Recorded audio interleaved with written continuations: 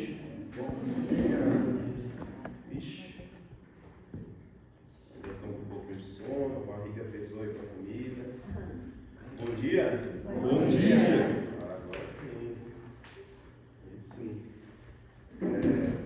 Ontem nós, só fazendo aqui uma recapitulação, né, breve, ontem nós entendemos que existe um sistema de crenças que foi formado, né, ao longo da nossa história de vida, e que para que a gente possa entrar na linha da verdadeira educação, a gente precisa se colocar diante de Deus para que o Espírito Santo ele quebre todo esse sistema e construa uma nova perspectiva, né? Vocês já tiveram a matéria da verdadeira educação? Não? Vai ter. Semana que vem. Ah, semana que vem? É. Ah, tá. Quem vai ministrar? Silvia? É Silvia. Silvia? Ah, beleza.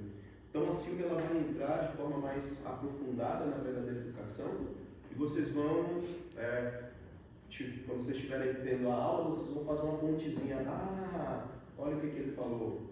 Então ela trabalha muito a questão cognitiva, né? E como que a educação secular ela trabalha para mudar toda a nossa maneira de lidar com as coisas da vida, né? A maneira como a gente projeta, né, até o futuro, a maneira como a gente se envolve com as coisas de Deus, tudo vem influenciado por essa educação que a gente recebeu ao longo da vida, né? Isso é inevitável.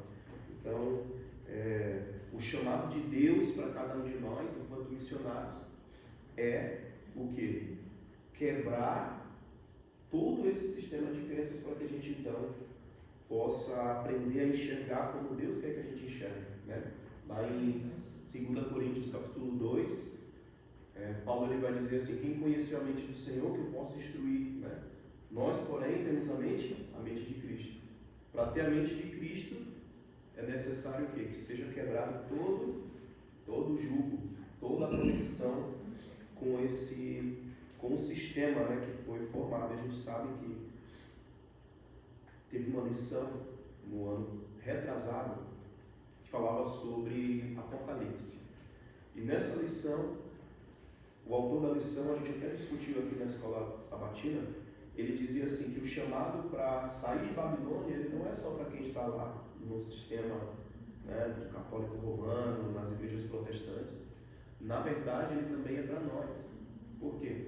Porque o sistema papal, né, ele foi um sistema que saiu de uma intervenção meramente política na história, entrou numa intervenção religiosa na Idade Média e também agora, da Idade Média, depois da Reforma, entrou a Contra-Reforma com os jesuítas, e de lá para cá agora é um império que influenciou na educação.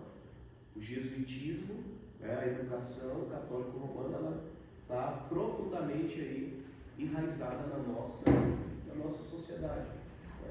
E o chamado para sair de Babilônia para nós abrir mão dos pressupostos pagãos que nós construímos ali.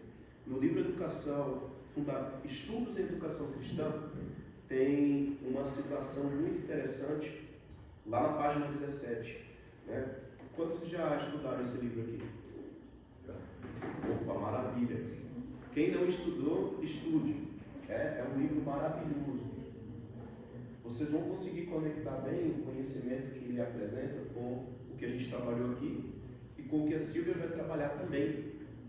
E aí lá o Edward Sutherland vai dizer o seguinte, que a razão pela qual as igrejas protestantes em 1844 rejeitaram o chamado do primeiro anjo, a razão por trás disso foi que eles não abriram mão dos pressupostos formados pela educação papal.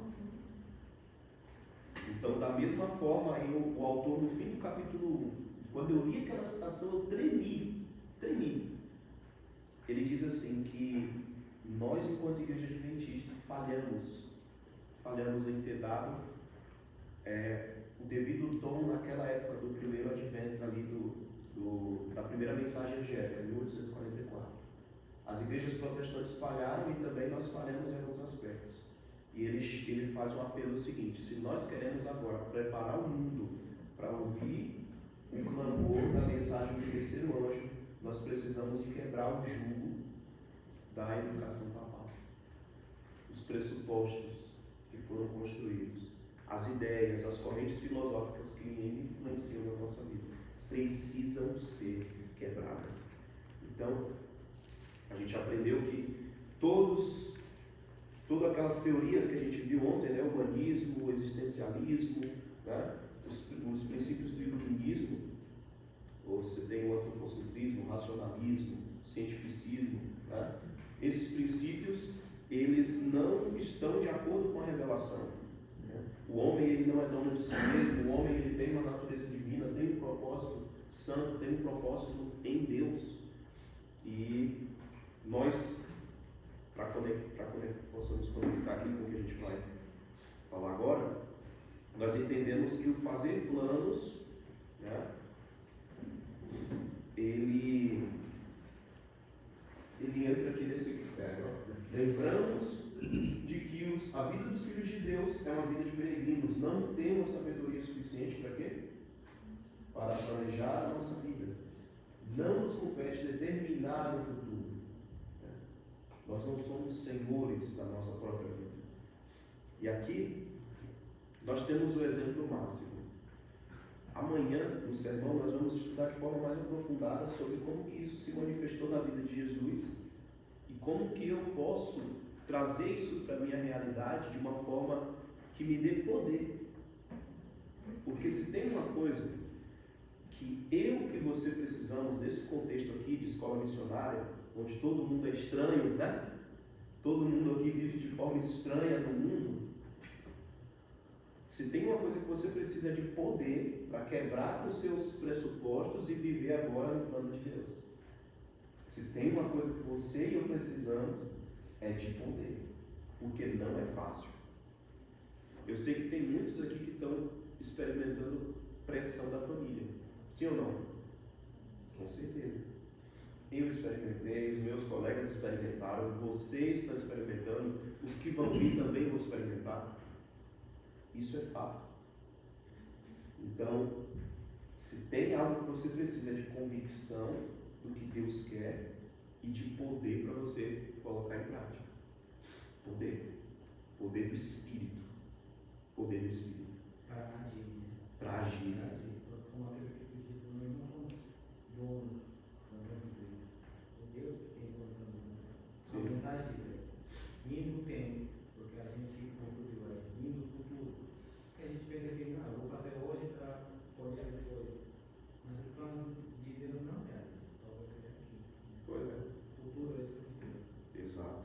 O futuro está nas mãos de Deus. E nós não temos esse controle. Isso é uma falsa sensação de controle. Né?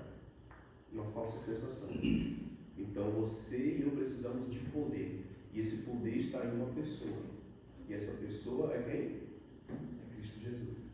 Cristo na sua vida sobre a terra não fez planos para si mesmo. O Senhor, Ele que foi que criou a terra, o universo. E mesmo assim não fez planos para si. Aceitou os planos de Deus a seu respeito. E dia após dia, o Pai o fazia acontecer. De tal maneira deveríamos depender de Deus, que a nossa vida pudesse ser a simples realização da sua vontade. Confiando-lhe nossos caminhos, Ele dirigirá os nossos passos. E aí a gente viu esse texto aqui, que muitos planejando um futuro brilhante sofrem o quê? Desastre completo. Deixai que Deus faça os seus planos para vós. Como criancinhas, confiai-vos a guia daquele que guarda os pés dos seus santos. Então, amanhã de tarde, hoje à noite a gente vai trabalhar alguns princípios sobre como que Deus fala e amanhã à tarde também. Vamos entender um pouquinho sobre a questão de chamado, como eu posso entender melhor o que Deus quer de forma específica para mim. Quando eu estava saindo do ensino médio, minha irmã bem conheceu a minha história, né? Eu estava passando por um processo assim de muita confusão. Eu via todo mundo, né, no ensino médio, não, eu quero ser isso.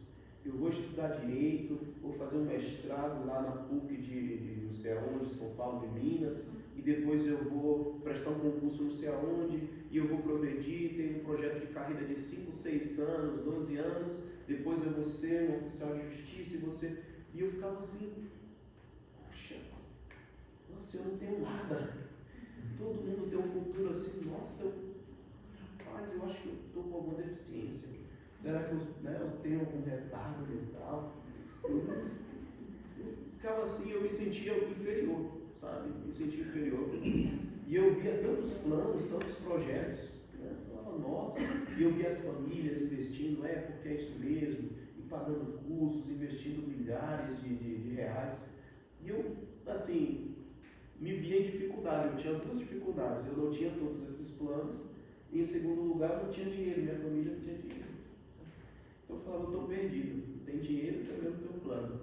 Como é que vai ser da minha vida? E ali eu ficava me massacrando com aquele pensamento, né? Mas no fundo, Deus já estava trabalhando ali. Deus abriu as portas para que eu viesse fazer um curso em Hortolândia de Educação Física, 2017. Terminei o ensino médio.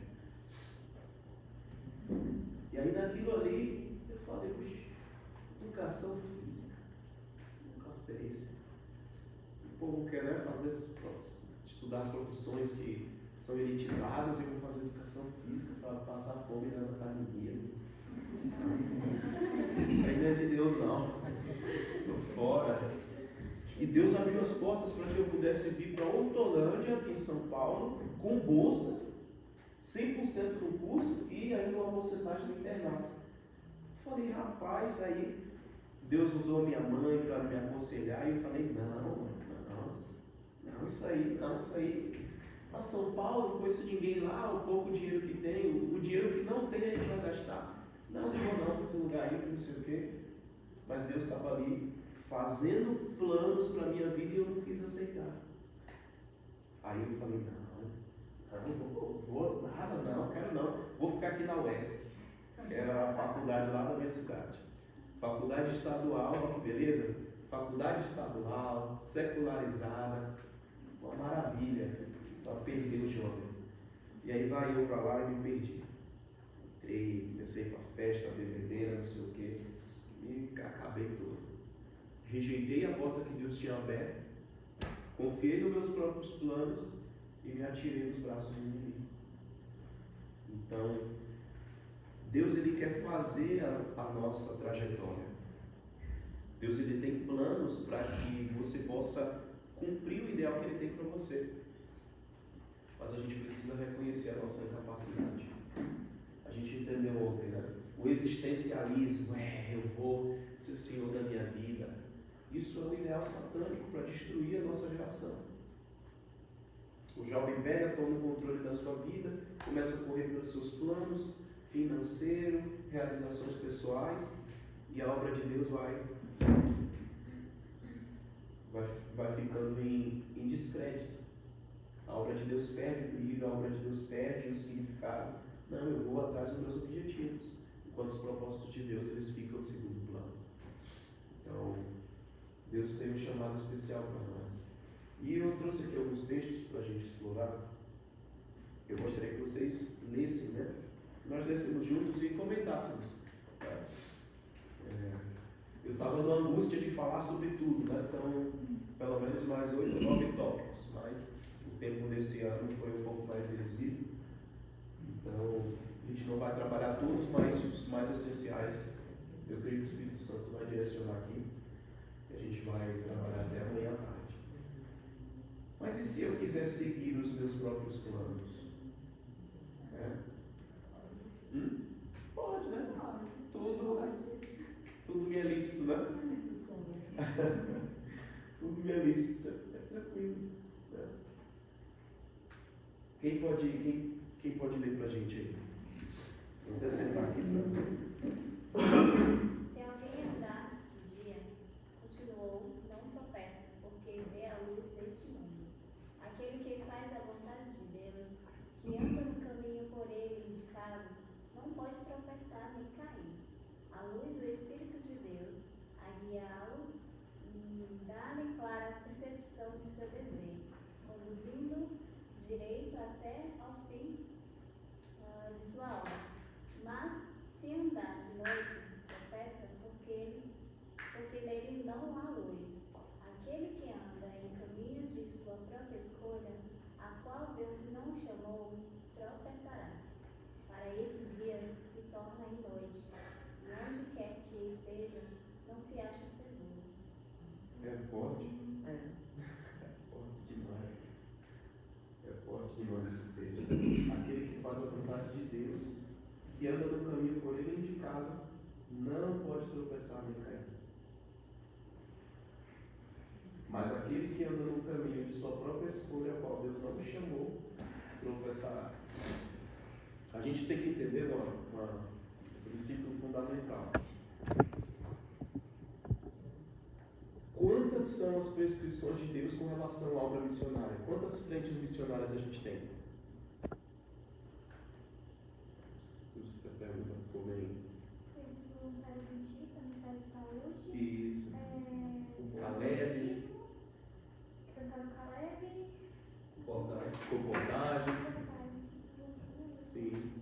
Tem vários universos, né? Ela falou, aí tem o universo do aventureiro, do desbravador, do ano em missão, né? Tem aqui, tem a obra ministerial, né? Tem os cargos, né, na igreja, responsabilidades. Então, tudo é coisa de Deus. Então, você pode fazer tudo? Eu vou escolher uma desses 15, 20 coisas aqui que Deus pede para fazer, vou fazer qualquer uma que eu quiser. Eu acho que eu me identifico melhor com essa aqui. E aí eu vou lá e faço. É assim? Não é assim. Porque senão acaba entrando numa questão importante. É aquilo que eu me identifico, aquilo que é mais confortável para mim, o que eu me visualizo trabalhando melhor e tudo mais. Então é um critério que eu humanamente avalio para servir a Deus. Entende? Existem pessoas que concordam com essa visão. Mas o que nós ensinamos aqui com base na verdadeira educação é que Deus ele tem um propósito específico para nós. Sim ou não? Não existe isso de eu querer servir a Deus da maneira como eu quiser. Porque no final entra como uma oferta de Caim. Né? Deus ele pediu um sacrifício, né? Só que ele pegou e foi oferecer o quê? Oferecer as frutas. Não, acho que é muito sangrento isso aí. Eu me identifico mais aqui, né, com as frutas. É mais bonito. Deus criou, eu vou oferecer isso aqui, né? E aí eu vou lá e ofereço a Deus aquilo que mais me parece agradável. Então, aquele que anda em caminho de sua própria escolha, a qual Deus não chamou, tropeçará. Para esse o dia se torne noite, onde quer que esteja, não se acha seguro. Igor, gostaria de fazer um comentário. Eu penso, assim, no meu entendimento, pelo que eu já li na Bíblia também, Deus, ele conhece cada pessoa. Então, baseado no conhecimento, na onisciência dele, ele escolhe algo que aparentemente para você não é bom. Sim. Mas Deus sabe que você vai se encaixar naquele plano, entendeu? Eu acho que Deus não é arbitrário. Eu quero isso para essa pessoa e vai ser isso. Não, Deus não age assim. Impor, né? Não, ele age de acordo, porque ele conhece tudo desde o começo. Sim. Ele sabe dar condição para a pessoa, ele conhece profundamente mais do que a própria pessoa. Por isso que a gente precisa confiar no plano de Deus, porque ele conhece aquilo que nós não conhecemos de nós mesmos.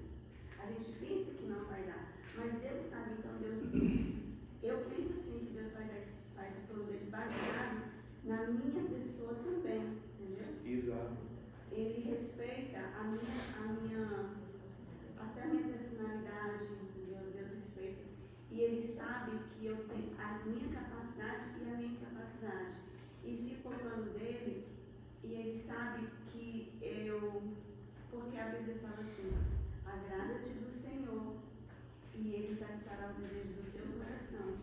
Então é uma coisa assim, muito profunda, assim. Por isso que a gente não sabe tudo, mas dentro da sabedoria, diante da sabedoria, da onisciência de Deus, é que a gente precisa confiar que o que Deus quer é para a minha própria felicidade também.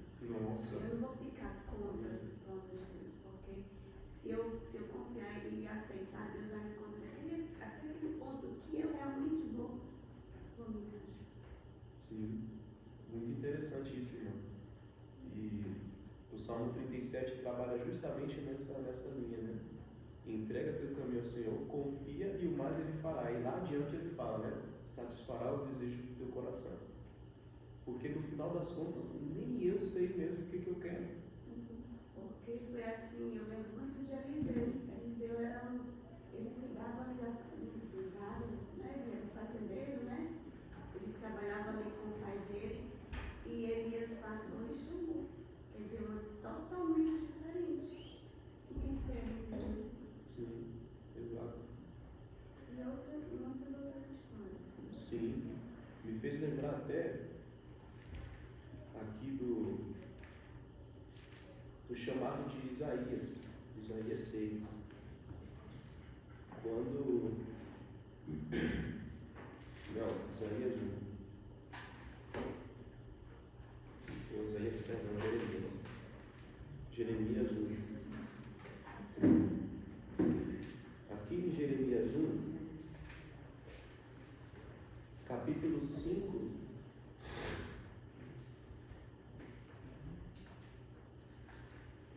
Jeremias 1, verso 5. Perdão.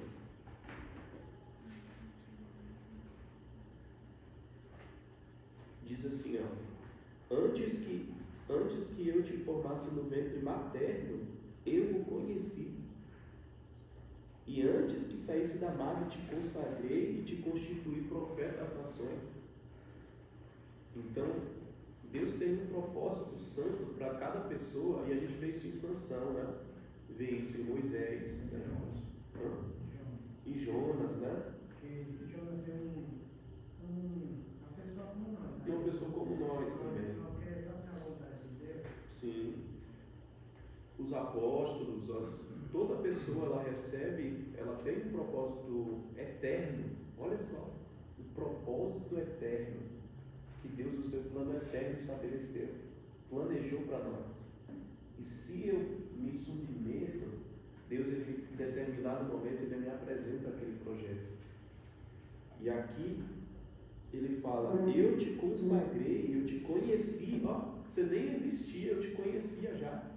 E eu separei no meu plano eterno uma parte da minha obra para a redenção da humanidade. Eu te dou a oportunidade de participar. Está aqui, ó. Está aqui. Está aqui, Mirna. Esse é o meu projeto. Esse é o meu plano. Desde a eternidade, Deus nos conheceu.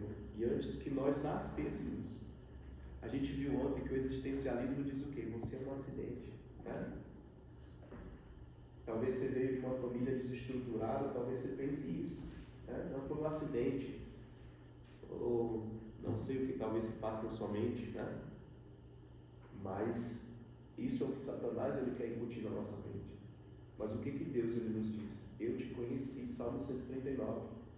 Antes da substância informe, antes de eu ser uma substância sem forma no ventre da minha mãe, o Senhor já me conhecia cada estrutura, cada parte do meu corpo, do meu ser. E Deus nos deu um propósito eterno. Tem gente que, como eu falasse, que o entorno onde eu vivo determina quem sou eu. Por isso que eu sou assim. Então, Tu não tem mais jeito. E tem muita gente que sai disso, né? O pastor Eduardo Batista, ele saiu da favela, né? E ele é pastor. Mas tem gente que ou fica ou sai. Mas isso determina uma escolha minha. Mas quem tem um plano, Deus, com certeza Deus não quer filhos falasse aí. Ele nos conhecia antes. Então, Deus não quer que nós sejamos assim. Infelizmente, a gente nasceu lá, não foi nossa escolha, foi a escolha dos nossos pais. Mas isso não vai determinar o final da nossa vida. Exato. Deus tem um plano muito mais drástico. Exato. Exatamente isso. Isso é um ponto profundo. É um ponto profundo que isso me fez meditar muito quando eu me afastei da igreja, né? Foi no ano de 2017, ali eu comecei a ter a cadência muito pesada e eu comecei a me envolver com muitas coisas erradas, né? Muitas coisas erradas, e na minha mente o que passava? Que pronto, o projeto de Deus estava aqui, eu comecei a fazer escolhas erradas, desfez com tudo, acabou. Agora eu vou aceitar Jesus e pronto, eu vou seguir a minha vida me arrastando, porque o que Deus tinha para mim eu acabei estragando tudo, não tem mais nada. Só que a questão incrível e surpreendente é que Deus, ele queria que eu desde criança seguisse no caminho, mas o mais incrível é que se eu me apartei, passei 30 anos fazendo minha própria vontade, me degradando, daquele ponto ali, Deus, ele me traz restauração e ele me dá poder de tal forma a me ajudar a superar as dificuldades, vencer os pecados que eu comecei a praticar, que eu me acostumei, e me permitir de alguma forma atingir o ideal, o propósito que ele tinha para mim. Não da mesma forma. Eu agora estou mais degradado, tive uma vida mais difícil, me envolvi em caminhos que me tiraram a inocência e tudo mais, mas Deus, em seu poder, em sua soberania, em sua onisciência, ele tem todas as ferramentas necessárias para, no ponto onde eu me encontro, ele me permitir viver o propósito que ele tinha para mim. De outro jeito, de outras formas, mas sim viver o propósito. Tem um ponto que Desejar as Outras Nações fala que Cristo era tão subjetivo a Deus que ele só via ao Pai em sua vida, só via o Pai em sua vida. Então foi por isso que ele cumpriu o propósito, que Deus tinha para a vida dele, porque era só isso que ele via, ele só via o Pai na vida dele. E muitas vezes nós não cumprimos esse propósito porque nós muitas vezes desconfiamos do amor de Deus. Nós desconfiamos. E é por isso que Satanás ele trabalha tanto para distorcer o caráter de Deus na nossa mente. Porque a partir do momento que eu sou como Cristo e só vejo o Pai na minha vida, eu confio nele e os propósitos de Deus são cumpridos na minha vida. E Satanás não quer isso, por isso que ele trabalha tanto para que o caráter de Deus seja todo distorcido na nossa mente, nós não entreguemos completamente a nossa vida, E aí os propósitos de Deus não são cumpridos, porque nós precisamos ser como Cristo, Só ver o Pai na nossa vida, entregar a nossa vida e confiar. Mas se nós desconfiamos do amor do Pai, como é que nós podemos nos entregar, Sim, exatamente isso. Olha, Um ponto muito importante para mim é assim, como eu olho para Deus, porque em muito tempo da minha vida eu tinha muito medo de Deus. Talvez pela criação que eu tive, pela educação que meus pais me deram. Eu já nasci, meus pais já eram adventistas. Porém, até a vida adulta, assim, até os 30 anos, eu tinha a visão de Deus muito equivocada. Só depois que eu li o livro Patriarcas e Profetas que eu comecei a compreender um pouco quem é Deus. E para mim é muito importante a questão do livre-arbítrio, que Deus, ele age de acordo com a sua permissão. Deus não abre a porta assim você abrir. Então, isso é um ponto muito importante que deve ser frisado. A gente vê isso na vida de Sansão, e na vida de Salomão. sim. Homens que cumpriram o propósito de Deus, mas que tiveram que, eles pela decisão deles, pela vontade deles, eles eles sofreram, e depois que passaram, que caíram, foram até o fundo do poço, então eles reconheceram a condição deles, e aí foi no momento que Deus ainda estava lá com eles e que eles viram a Deus, Sansão foi na hora, Na última hora. A última hora. Então é muito importante esse ponto que eu acho que a gente tem que frisar, que Deus ele quer te salvar, mas você precisa deixar Deus te salvar, É um ponto assim que Deus nunca vai retirar o poder que ele deu para nós, que é o poder da vontade. Sim. Uma coisa que eu ouvi uma vez e explodiu muito a minha mente é o fato de que dentro da nossa igreja, ou a gente mesmo, existem vários ateus. É o ateísmo funcional. Porque a essência de ser um ateu é não acreditar que existe um Deus que está acima de tudo, controla tudo, criou o mundo e está aqui também olhando a sua vida. Isso é ser um ateu. Eu não acredito que exista alguém acima de mim controlando o segmento do mundo. Muitas vezes a gente, com uma fé muito débil, nos tornamos ateus funcionais. Basicamente, a gente deixa de confiar e acreditar nos planos de Deus. Às vezes a gente, isso já aconteceu comigo, de eu ter saído tanto do caminho que era o que Deus queria para mim, a ponto de eu olhar e falar assim, acabou. Acho que Deus não tem mais nada para mim. Então, a gente precisa aprender a confiar que Deus ele tem sim um propósito para a gente. Quando a gente desacredita nos planos de Deus, a gente está basicamente sendo um ateu funcional. E, na verdade, isso é quase tido como um tipo de blasfêmia contra Deus. Porque a Bíblia fala que aquele que ama, né, ele acredita. Aquele que duvida, ele peca. Porque o verdadeiro amor ele lança fora o medo, e a Bíblia deixa muito claro que duvidar de Deus, duvidar de um plano de Deus na sua vida é pecado. Só para falar, não concordo, discordando completamente do que a Nala falou, mas dando outro ponto de vista também, ela falou que Deus não age muitas vezes contra a nossa vontade, né? Claro que Deus não, muitas vezes ele respeita a nossa opinião. Por exemplo, Deus quer que eu seja pastor, por exemplo. Ele vai dar essa opção, né? Se eu posso ser, eu posso não ser. Mas muitas vezes Deus direciona a minha vida para que eu escape de certas situações. Por exemplo, um pai que tem seu filho. Se o pai ficar fazendo a vontade do filho o tempo todo, o filho vai morrer, pode fazer nem 5 anos de idade. O filho vai ter comido uma pedra, vai ter sido eletrocutado. Vai acontecer um monte de coisa com o filho e o filho não vai sobreviver. Então, o pai precisa tirar o filho de certas situações contra a vontade do filho, né? Encaminhando. Por exemplo, Jonas, né? Jonas tentou escapar, mas Deus colocou Jonas numa situação para que ele se arrependesse.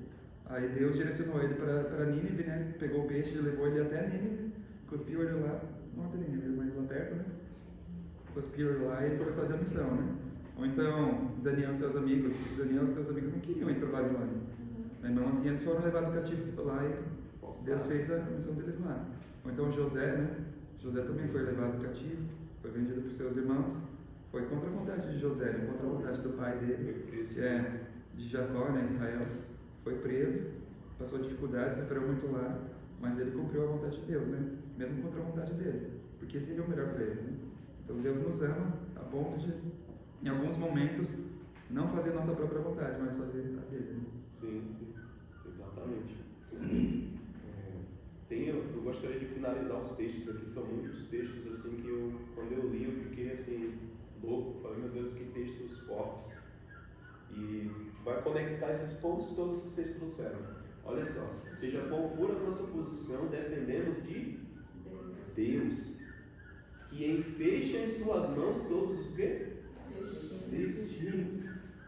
Ele nos designou, olha só, Jeremias 1,5, designou a nossa obra e nos dotou de faculdades por meio dela, ou e meios para ela. Enquanto submetermos a vontade humana à sua e confiarmos em sua força e sabedoria, seremos o quê? Guiados por caminhos seguros para realizar a parte que nos cabe em seu grande plano. Olha, existe uma parte que me cabe e se eu me entrego, eu serei guiado de forma segura para cumprir esse projeto. Aquele porém que confia em sua própria sabedoria e poder se está separando de Deus. Em vez de trabalhar em harmonia com Cristo, cumpre o desígnio de quem? Do inimigo de Deus e dos homens. Seguir a minha própria vontade é cumprir o desígnio do inimigo de Deus. Podem tirar foto aí, também vou deixar um slide com vocês depois. Posso fazer um breve comentário? A gente pode ler o texto aqui, o próximo, aí você faz? Pode ser? Deixa eu ver. Esse complemento. Cumpre-nos exercer, olha só, presta atenção. Cumpre-nos exercer sabedoria e juízo em todo o ato da vida, a fim de que, por movimentos descuidados, decisões precipitadas, não nos exponhamos a quê? A provação. A obra é de Deus. E se queremos beneficiar a outros, é necessário seguir os seus planos. O próprio eu não se pode tornar no centro, existencialismo. O eu não pode receber honra. Se planejarmos segundo as nossas próprias ideias, o Senhor nos deixará mercê dos nossos erros. Pode perguntar. Falando de planos, né? Me veio na mente a história de Abraão. E como. Esqueci o nome da sua Larissa. falou sobre a Deus funcionária.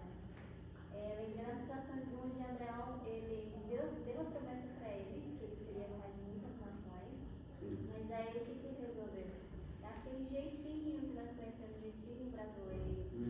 Então, assim, cara, Deus falou face a face, digamos assim, Eu com vou te ele. dar, filho. Sim, tipo, pela falta de confiança e também por não saber esperar e pela pressão do momento, da circunstância, né?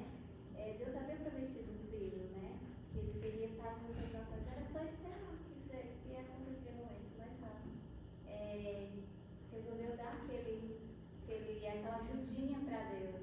E nessa ajudinha, onde Deus não chamou, é que muitos tropeçam, né? Assim como Abraão tropeçou. Então, assim, quando Deus nos chama para algo, nos promete algo, a gente tem que confiar, não dar esse jeitinho brasileiro que a gente tem, né? Dar uma forcinha para Deus, para fazer acontecer logo, forçar uma situação. E isso vem o nosso fracasso. Sim. Tem um princípio importante que esse texto aqui me fez refletir muito. O inimigo ele não quer levar você ao pecado aberto. Ele não quer te levar ao pecado aberto.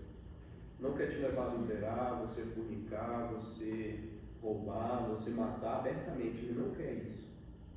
Porque para vocês, para nós que somos cristãos, isso seria se alguém chegasse aqui agora te oferecendo isso, você na hora falar, não, tá louco? Sou crente, rapaz. Só que a estratégia mais eficaz do inimigo é o quê? Nos levar a tomar decisões erradas. Não é pecado em si, talvez uma decisão que você tome, não, eu quero servir a Deus e eu vou... Uma coisa básica que está no coração de todo missionário, eu tinha isso, né? E eu vou contar amanhã um pouquinho desse testemunho. Surgiu uma oportunidade na Bahia de abrir um ministério lá. E aí aconteceu outras coisas e tal, acabou que não deu certo. E aí o que eu percebi? Hoje eu descobri como é que está a situação lá. E eu vi que não era um pecado, mas que por aquela decisão errada, eu ia me colocar em um caminho de mais vulnerabilidade aos ataques do inimigo. Então, quando você toma uma decisão errada, no caso de Abraão, né? Era também um pecado ali ele quebrar, né, o leito, profanar o leito matrimonial, colocar uma outra mulher, não é propósito de Deus. Mas vamos supor que ali ele, né, estava tudo certo. Aquilo ali, ele tomou uma decisão errada, Deus perdoou o pecado dele, só que agora no ponto em que ele estava era mais doloroso cumprir o propósito de Deus. Então, pela decisão errada que ele toma, ele se coloca agora numa situação de mais amargura e dor e sofrimento para cumprir agora o propósito que Deus tinha para ele. Então, quando eu me movimento para onde Deus não quer, embora não seja pecado, eu me coloco de maneira, me exponho, me torno mais vulnerável aos ataques de Satanás. Por exemplo, uma coisa muito forte é a questão de relacionamento. Não é pecado você começar um relacionamento. Não é pecado. Agora, é pecado você continuar seguindo se Deus está dizendo que não. Por quê?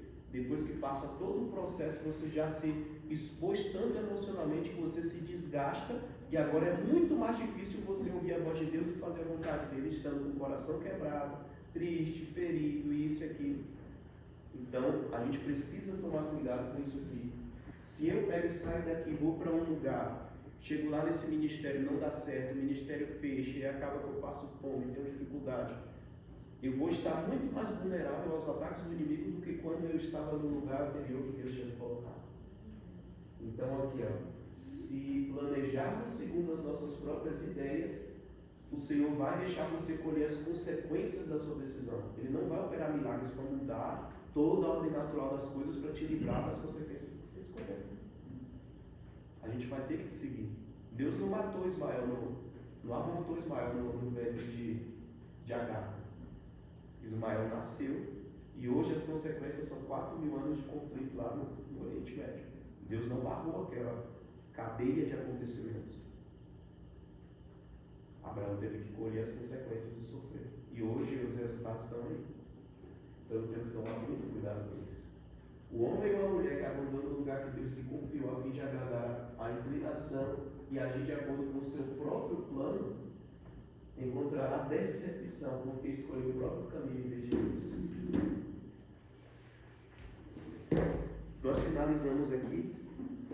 Tínhamos outros textos aí para a gente ler, mas a gente vai entender como que então, que contexto que eu faço planos, como que eu posso, da maneira de Deus, entrar nesse campo tão delicado. Como que eu posso? À tarde nós vamos trabalhar esses pontos e amanhã a gente faz o arremate aí da nossa matéria. Vamos. No pôr do sol. Sol.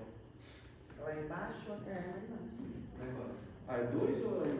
Não, é os grupos próximos, todos juntos. Ah, tá. Ah, é 1. Tá bom.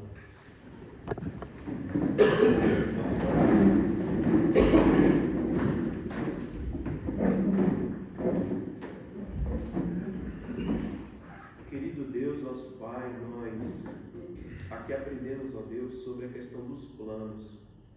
Aparentemente, tomar uma decisão, ó Deus, às vezes parece que é tão inocente, mas sabemos que o inimigo das nossas almas está por trás de todos os processos para nos levar a nos afastarmos de Ti, da Tua vontade.